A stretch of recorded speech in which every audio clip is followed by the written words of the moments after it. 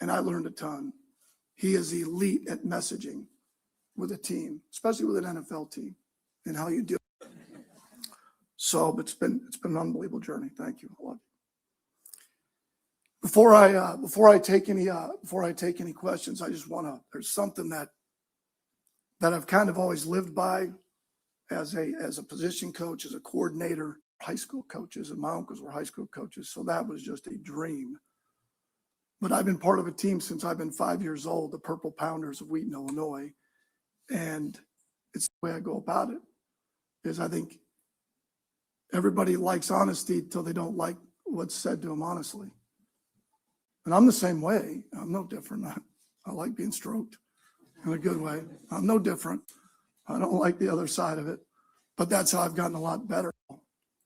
I think Jim is an outstanding defensive coordinator. I think we all would agree with that, but I think it's a little inappropriate for me to comment about that at this time. And secondly, when you looked at the Browns from the outside, you just mentioned the defense, but just in general, you've been through some situations where it's been big turnarounds. I know Southern Miss, I think you were 0-12 or whatever the first year, and that. What does it take to get, especially in the NFL, to get a turnaround situation going? Perseverance, because it's hard.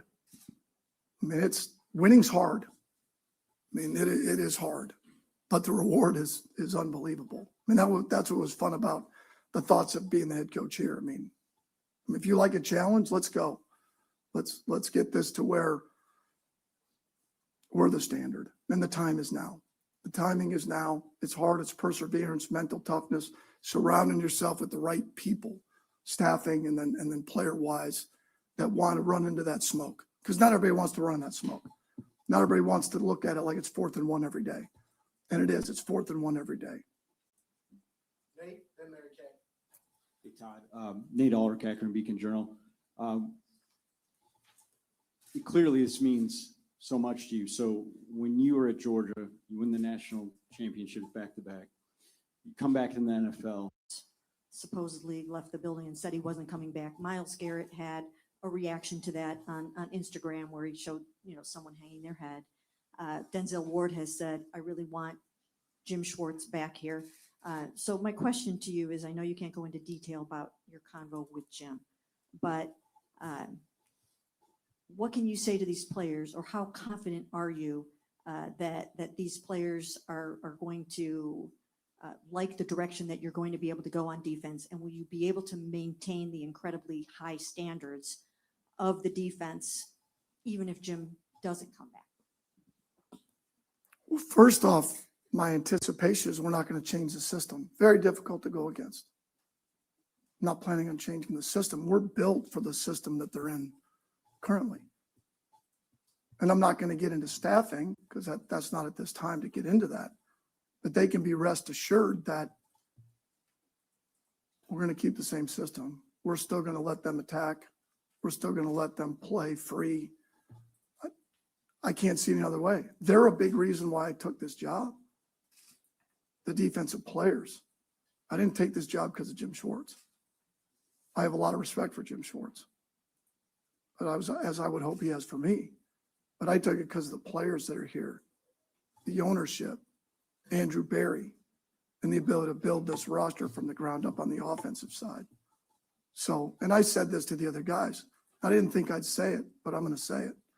When I was preparing for the Cleveland Browns, I wasn't trying to chip Jim Schwartz. I was chipping Myles Garrett. And when I was sliding a protection to the outside backers or Grant Delpit that were blitzing off the edge, I was sliding the protection of the players. And when I was worried about throwing to the right against Denzel Ward or Tyson Campbell to the left, that's who I was worried about throwing at. I don't care what it takes to score. It's about scoring points. I would hate to put some sort of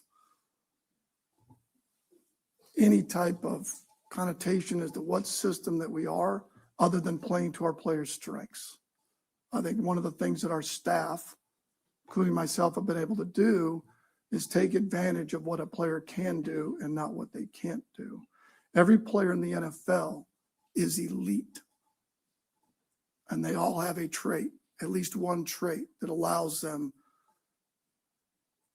to, I don't want to say this, allows them to function, play at a high level. You just got to find what that is and not try to put a square peg in a round hole, taking advantage of what they do.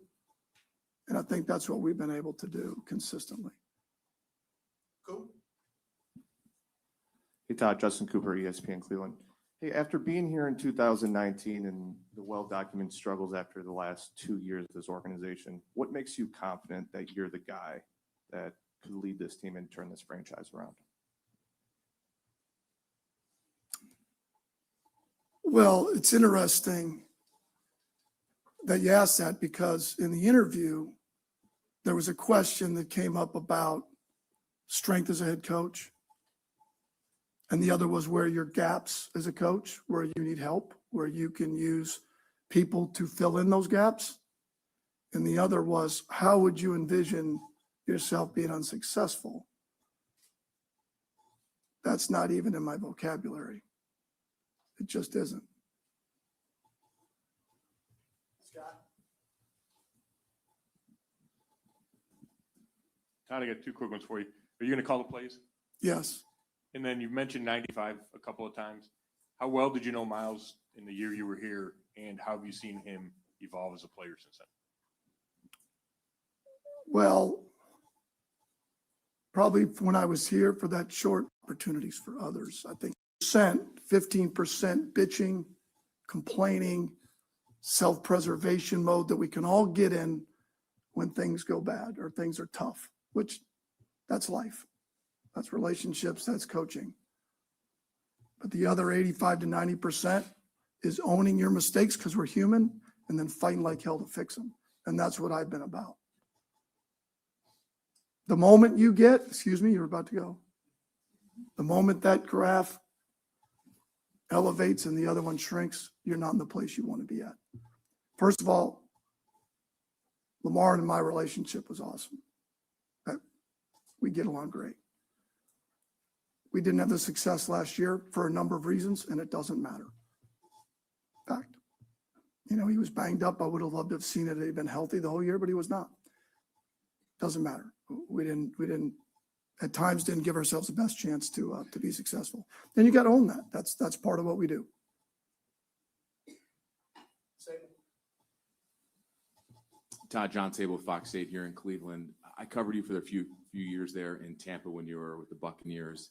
You mentioned how you've grown since your stay here in 2019. How have you changed as a coach?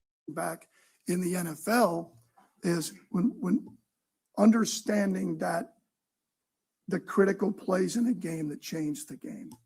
When we ran that Mark Andrews fake sneak around the end here this year, that was something we'd oiled up for 3 weeks. That was a play off a play.